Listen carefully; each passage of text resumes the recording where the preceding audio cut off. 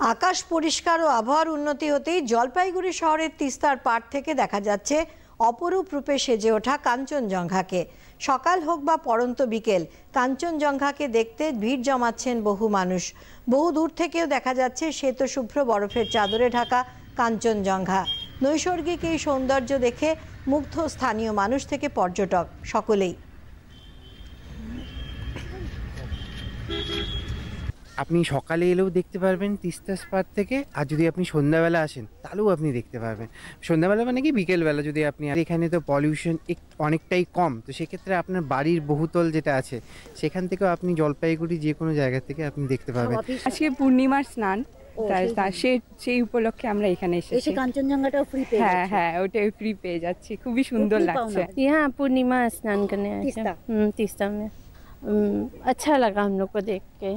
हाँ, খুশি आप लोग? हाँ, बहुत खुश। কাঞ্চনজঙ্ঘা দেখতে পেলাম।